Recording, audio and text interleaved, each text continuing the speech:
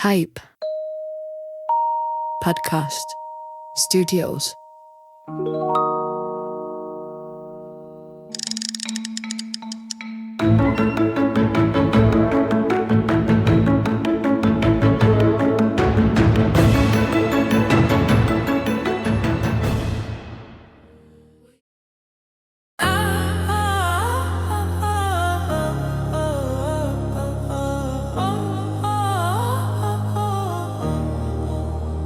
We are the vision, we are the action. Give us your trust, love is our reaction. Today you are so visible, so visible. Hi everyone, so visible, we're back. so visible. Carly here. I cannot believe on every episode, the first two episodes, we've had 5,000 views per episode on The Vision, the podcast. 7,500. What? You didn't tell me that. I'm telling you now. Do I have to do it again now? No, keep it in. Oh. Wow, 7,500 views per episode. I didn't even know that we knew that many people. So we're so glad to have you back. And today on The Vision, the podcast, is our OG Josh. And we have a new guest as well, Jamie, who is an absolute incredible associate of The Vision. And Josh and Jamie are going to introduce themselves. Yeah, so for those who don't know me, my name's Josh. I'm Care Experience, and this is my third time on The Vision, the podcast. So it's great to be here, and today we're going to be talking about a few different interesting topics, and I hope that you enjoy the podcast. Yeah, Jamie, do you want to introduce yourself? Yeah, I'm Jamie. I'm a care leaver, but work full time, and I go through the difficulties. However, I don't let them stop me. So Yes, Jamie. 100%. We need to also thank the sponsors of this episode. Anchor Social Care have supported us with sponsoring 2 episodes, and Anchor do incredible work supporting children's social care. They work with children's homes, they work with children and young people to support the sector to make sure that they're ensuring that they do the best for children. So they're an incredible group of people, and we are so thankful that they reached out to us to say that they love supporting, in their words, grassroots organisations to make a difference. So thank you for supporting us. So we have had so many updates since we last met, because we were here before Christmas, which feels insane. There's just been so much going on. So I wanted to kind of chat about some of the kind of things that we've been doing since we've last met. So one of the things that Jamie and Josh have both been working on, Josh kind of started the ball rolling and Jamie's been doing a lot of work on that as well, is the Visions magazine that we're doing with our Inner Spark Outer Voice group. So Josh, I don't know if you want to tell us a bit more about that, and Jamie, you can talk about some of that as well in terms of the magazine. Yeah, so the Vision the Vision magazine, we had that idea of creating it to get care experienced views, input, stories, and get people involved. And it started with my interest in Canva. And I've just been doing my own things on Canva, and I was like, do you know what? I want to make a magazine, I want to have a go. And then I want to get everybody in the groups involved, and that's exactly what we've done. So we got Jamie on board, we got other young people on board, and we're now working on the second magazine, and we've got some of the younger kids on it, and just for them to just have a little mess around on Canva, use that creative side of themselves, and just create something. And some of the messages, like, I don't know whether you can remember any, because I know your brain's a lot better than mine. But there was some really good messages. Yeah, there was. And Jamie, do you remember in terms of SpongeBob? You were doing your edit on SpongeBob. it was shocking. It took the absolute mick out of me, but we got there in the end. The project itself, it's perfect. Having the young kids working on it, brilliant. 100%. Although I've been doing work on it, I haven't changed anything. I've left the young carers working it, and wherever I've done the odd bits of colour blending, changing it, just make it a bit pop out a bit more, do you know what I mean? But Amazing. Yeah, and the work that's been done's perfect. And Can't Jamie, complain. you were saying, and I didn't know this about you, you said, I absolutely love design, I love kind of editing stuff. So it was lovely at the last group, we were in a position where you and another one of our young people from the group said, actually, can we work together and can we edit it? And some of our younger children had created all the content. So SpongeBob had an amazing quote to say, actually, being in care is like being a sponge. You soak up all that love, you soak up all of those things. Yeah. And one of our young people created a story about how guitar helped him in terms of helped him with his mental health, helped him have that sense of purpose. And another young person created a poem, and that poem was about, actually, I live somewhere different. So I live with a family member, and my household is different because I can't live with my parents, but actually that's okay. And spoke about how all of our households are different. So all of those incredible messages are going to the children Links in our with authority. self Go for it, yeah. acceptance and all, Yeah, which is 100%. perfect. Yeah. And I So, think- Jamie, tell me a bit more about that then. So, we talked about one of the things that we wanted to bring on the podcast was about having that sense of belonging and sense of community, which we all have through the vision and we have through our groups. And you made an incredible point about self-acceptance and accepting yourself. So, I don't know if you want to talk about that. Moving to a new place, to a new environment, to a new area, could be a new city, new country. It's scary, it's life-changing. However, it is possible as long as you can accept yourself. 100%. The sense of, doesn't matter if you're disabled, doesn't matter if you've got special needs, it doesn't matter if you've got limbs missing. You can do anything as long as you put your mind to it. It's one of them. It's your own limits. It's not what someone else can tell you. So I've been told I won't be able to drive. However, I've been able to drive bikes on private land. So there's ways around it. There's loopholes. You just need to look and search. As long as you can do that, you can then go out and then hopefully make friends. So let's say if you've got dogs, pets are great to move out with. Pets are your best friend, mainly a dog. If you get a dog, you can take them out on walks. You'll get people talking to you. You'll get people coming to you, stopping to you, saying, oh, yeah, how old? They're cute, they're adorable. You then might make friends in the parks, dog parks, belter. That will then boost your confidence. Definitely. And create a community then of like who you see on that dog walk allows you to have that. It doesn't have to be pets. It can be the gym. It can be something you think you can do, like football or swimming or fishing.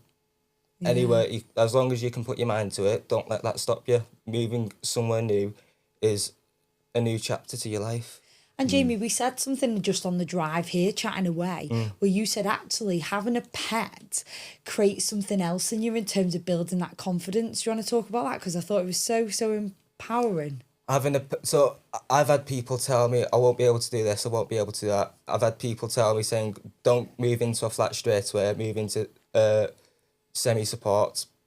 No, didn't listen to him. I did it my way, went and got a job.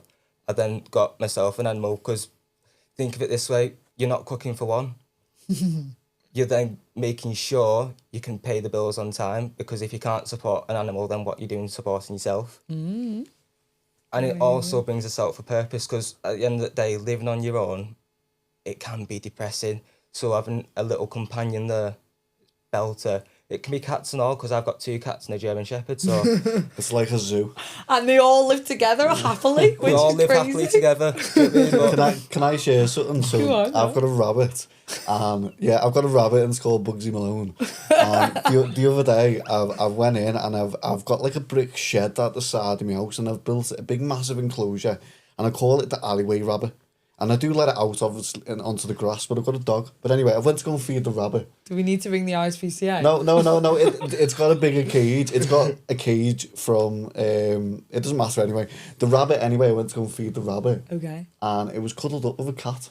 Ah, that's lovely. Yeah. So they make friends. But I can relate to having pets, and myself when I was 19, 20. I got my first dog, and I weren't really in the best place, but this dog gave me so much hope, so much joy. It'd get me up in the morning, get me out of bed. I had to go and walk it, take it for a wee, take it for the poo, pick its poo up. You know what I mean? Responsibilities, and like you said, when you're talking to people who are walking their dogs, it gives you that connection with humanity again, and I think that's really important, because if I didn't have that dog, would I be lying in bed all day? Do you know what I mean? I had something else to take care of. I had to feed it. I had to make sure that, like you said, I had a roof over its head. And I think it's really powerful. And we know that pets can be therapeutic, and we know that a lot of people who have struggled with traumatic experience or who are care experience, having that pet can be calming, it can be soothing, and it can have that positive impact. Confidence. We said about that in terms of confidence. So, Jamie, what was your point about confidence with having a pet? Because actually, you've just said then that there was times where people said you can't do this or you won't be able to do that. But having that pet, what did it do to your confidence? First off, it helped boost my confidence because I was able to afford to purchase the pet up front. Best investment you could do. Love it. It then boosted my confidence because I could go out more. Yeah, that's interesting. It made me feel good in myself in the simple fact that I felt stable. Considering I'm 20, flat, cur leaver, I feel stable at the fact I can afford 2 cats, a dog. Love it. And I've got little companions there that are always there and won't leave my side. Hopefully get you out more and hopefully get you connected to the community around you. I love that. Yeah, because I think as well, I think sometimes when you are younger and maybe when you're older, you go out and you're like, you kind of like, maybe not have that self-esteem, but then when you with your, say, your dog, unless you walk your cat or I walk my rabbit. I've seen a cat and a walk once. But like if you're walking your dog, it's about your dog. Yeah. It's not about you, so you haven't got those thoughts running through your head of being nervous, of being anxious, of thinking, or whatever your brain throws at you. It's all about your dog, and you are yourself because you put your little dog voice on, don't you? Of like, you don't do that if you don't have a dog or a pet, or you put this little and you just relaxed. I do think it's beneficial, and you've got dogs as well, so I think you can. I think it's that predictability as well. I hear so many people say actually, when you've been let down by a lot of human beings in your life, an animal doesn't let you down in terms of they're there and they're consistent and you show them love and they show you love back, and actually kind of every day is a new day, and when you're walking through that door it's predictable, isn't it, in terms of their responses. And actually having that, there's so many people who will say I absolutely love animals more than I love humans because of some of those experiences. Really Putting yourself out of your comfort zone is the best thing you can do to be able to connect to a different environment. Love that, even now I've come here and I don't like cameras, but it's one of them. I need to show you I can do it for you to do it. Amazing. Yeah, there's no cameras here. I don't know what you're on about.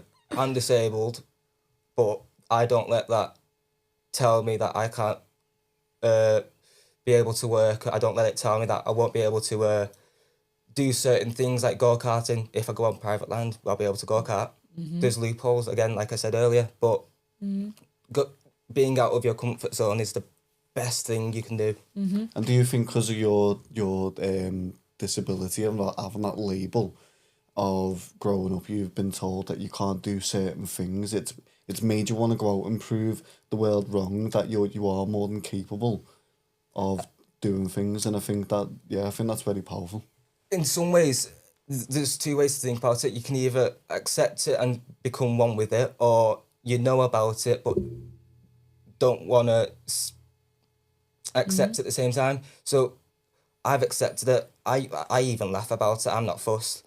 But because I do that, I'm able to just do what I can. And if I can't do it, I'll just say to them, no, I can't do it. I've tried, but I've tried. At the end of the day, you've tried.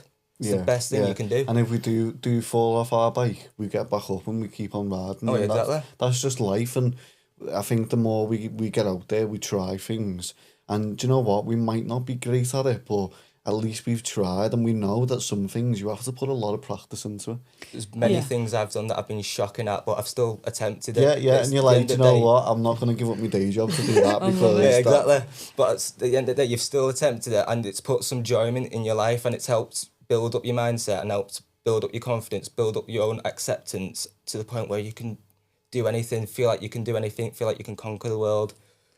And Jamie, I love when you come into a room, so every time I'm with you and we're in a group or we're going somewhere new, you will openly say, I just need this tweaking or I just need this adapting just for this reason. You don't make a deal out of it. You're just incredible to go, and how can I change something slightly so actually 100% I can get over whatever barriers in place, which is just amazing. And actually you do that day to day, and like you said, that acceptance.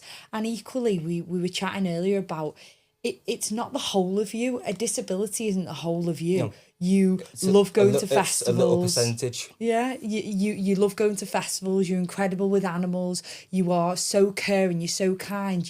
You are incredibly intelligent. All of these things are you. They're not. It's not just one thing that makes you, which I think is so important.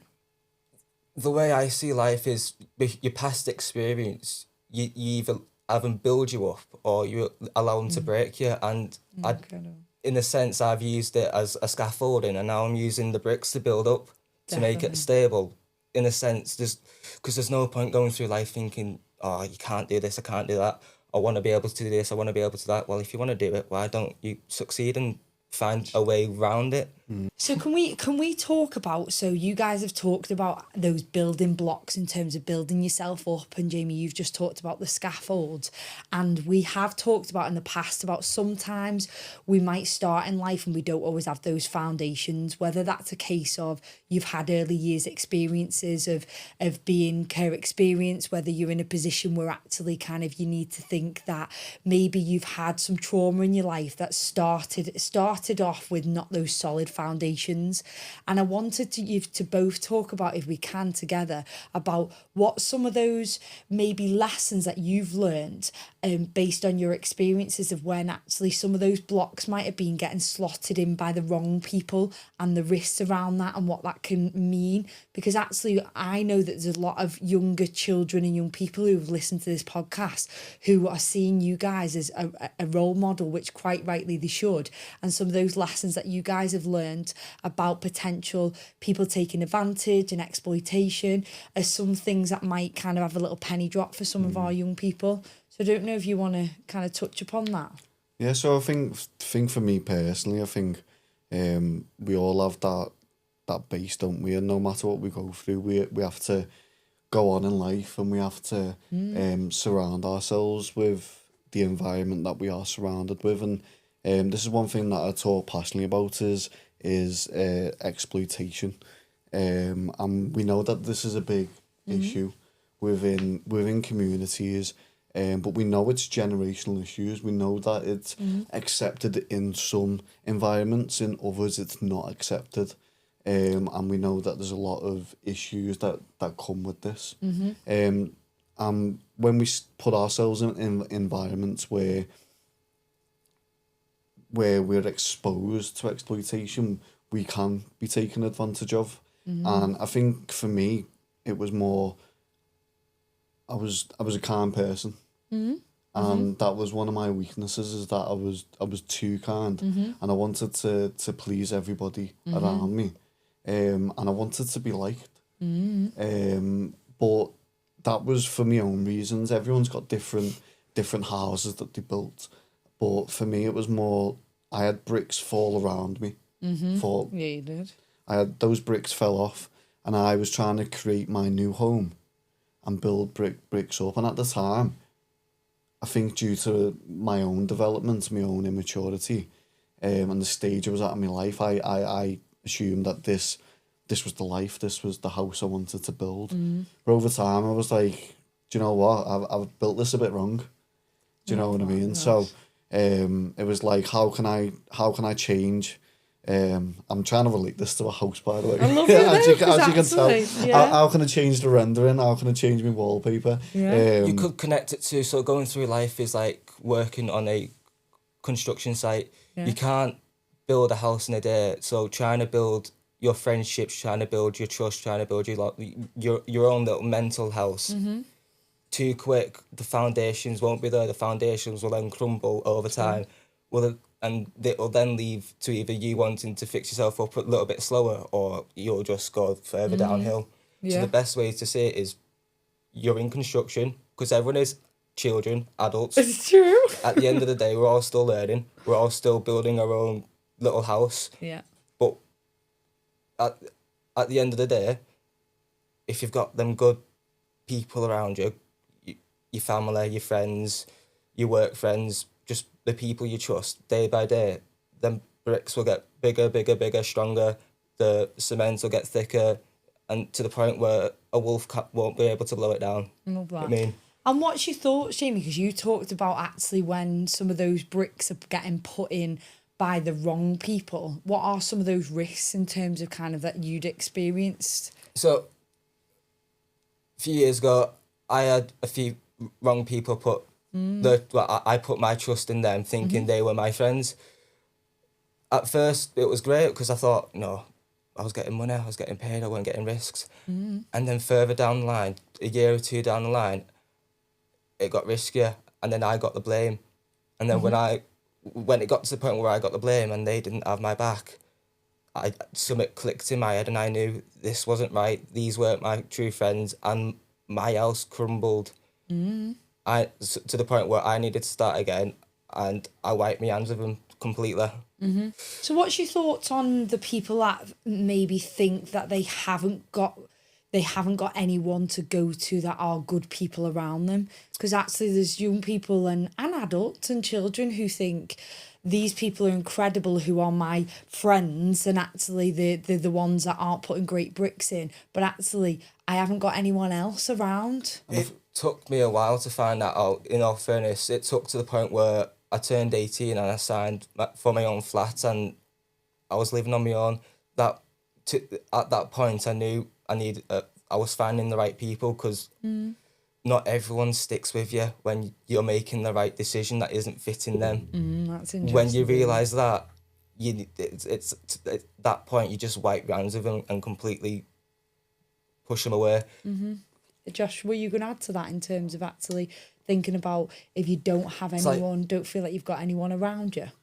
For me, it was my experience was different. So the people who were around me, obviously the things that we were doing were risky, and they weren't beneficial to anyone really, apart from those who were financially gaining.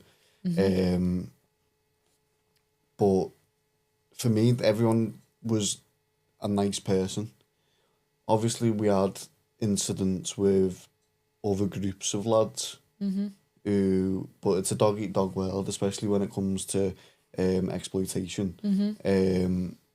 And for me, it was that the people I was around were nice people, and this is why I relate to the environment. Is that if you grow up in a council estate, it's more normalised that these types of things are more acceptable. They're not really judged. It's not really a negative thing. It's not really viewed in that way. It's just a way of life. But you can go to other communities and they may judge it a bit differently. But yeah, and then I think you go through your own life experiences, don't you? And I think, like Jamie said, you could have your trust broken by friends. That removes a few bricks. And you've got to go through those experiences in life. I think it's part of growing up, realising who's there for you, who's not, who you can trust, who's good, who's not, who's benefiting you. And that's why we can see a lot of people who end up in their late 20s, early 30s, who've not made those decisions around who they want around them, who they want in their environment, and they go down a different path to what they could have. But it's down to you to build the path to your house, and take whichever path, because you're the one in charge. And I think for me, when I was younger, I just went with the flow. I kind of just went with the flow. They were my mates from school. They were all sound. We were having a laugh.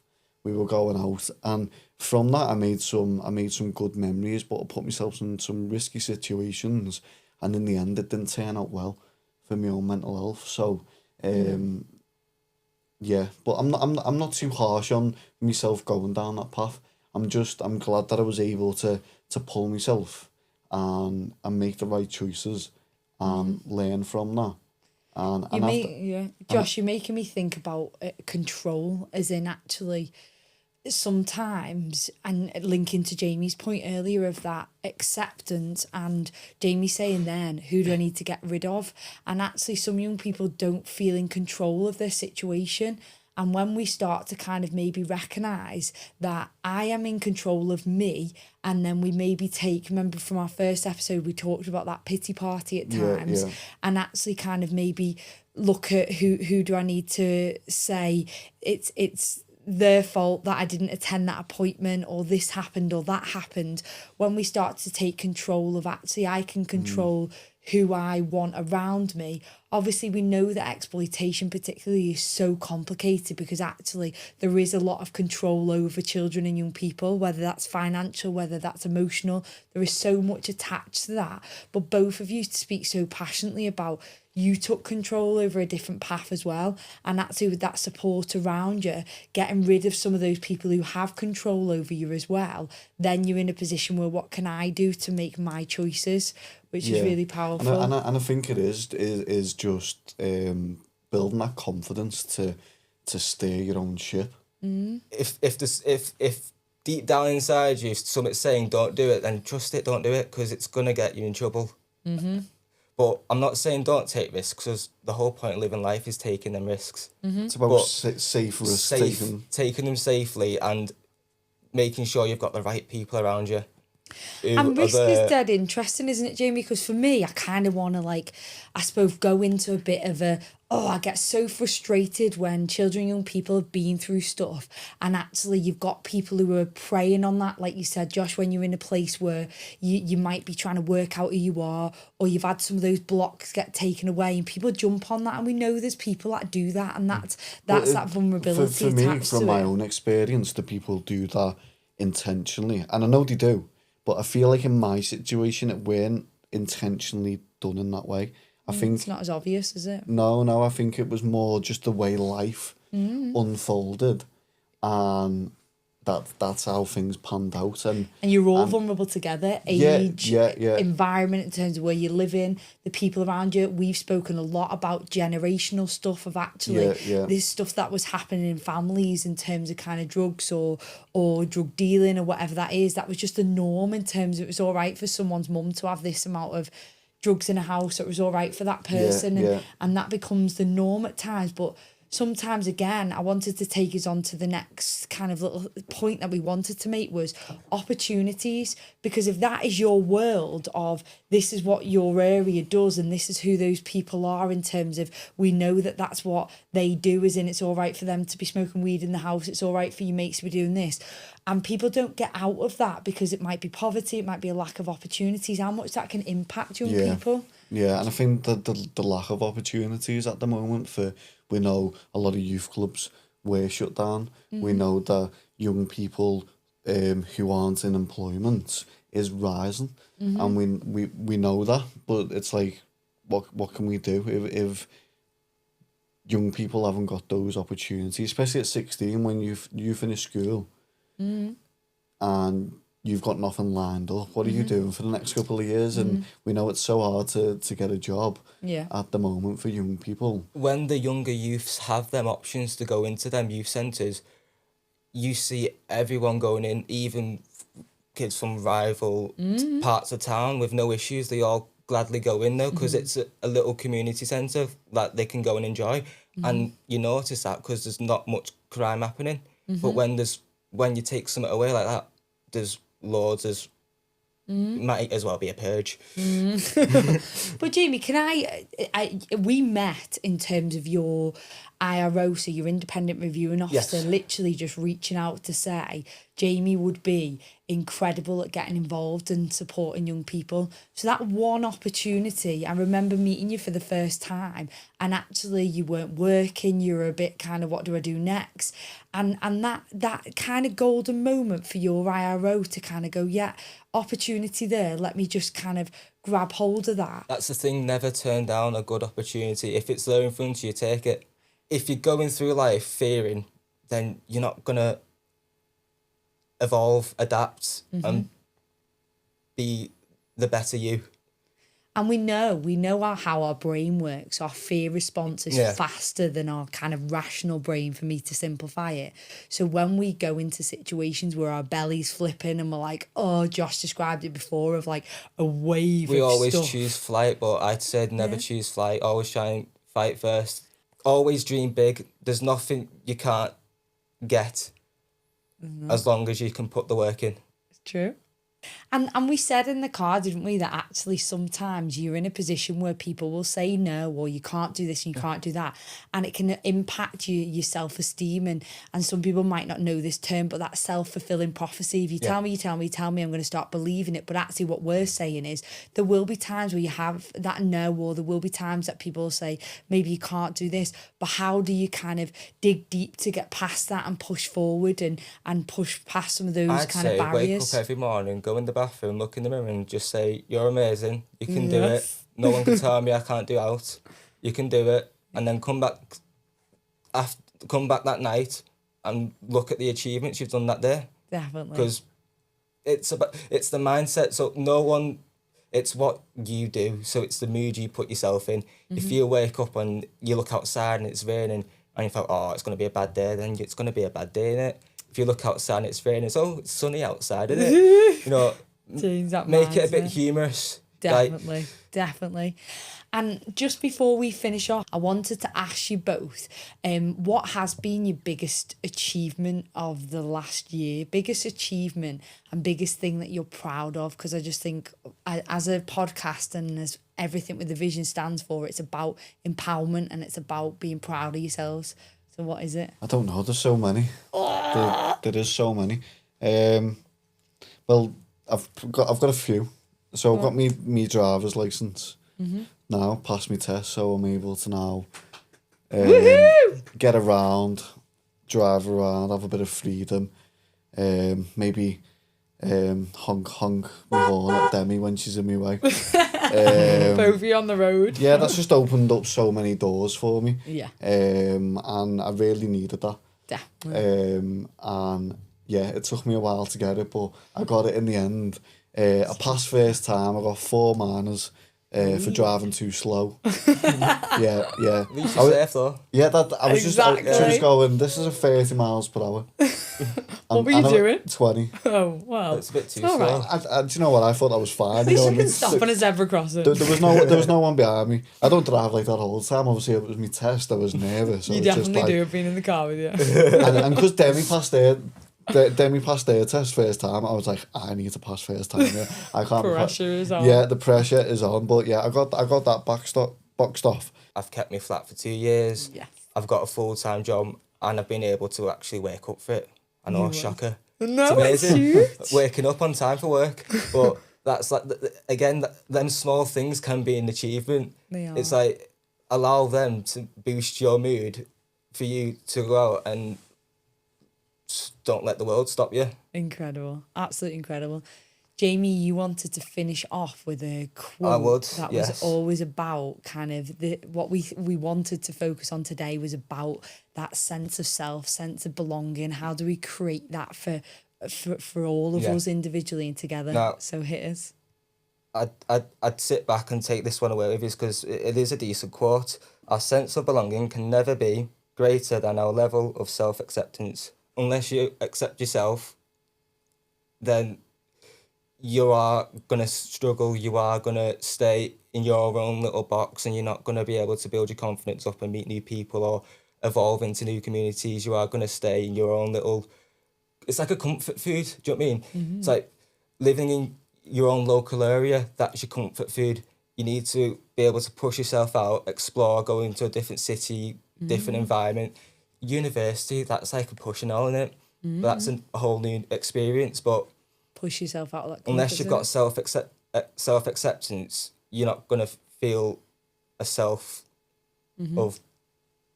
belonging, really, isn't it? 100% belonging and community. That's incredible, Jamie. Thank you so much. So, wow, guys, we just feel so grateful to be having these conversations, and for every one of us, our stomachs are going and we're like, oh, but actually pushing past it and just kind of that self-growth, but growth as a group together just fills our hearts with just so much, and we just love hearing the amount of people that reach out to us to say, actually, you really impacted a young person who I care for. Me and Josh did a visit to a young person who listened to the podcast and just needed Josh's advice and that role model, which was just incredible. So for us, we just want to thank you for being part of this, and again, thank you so much for Anchor Social Care, who have supported us, and they'll be supporting us on the next episode. And we're here through sponsorship. Every episode has been sponsored, so if you do want to be part of that and you want to sponsor the episodes and continue with this journey with us, we would be 100% grateful. So thank you, and we will see you next time. People out there on their own, streets where people live alone, lost from another place. You're home now, it's a safer space. Scared, sleeping with one eye wide, invisible, hidden in plain sight. Alright, but you don't feel alright. Hold on, your future is bright. We are the vision, we are the action.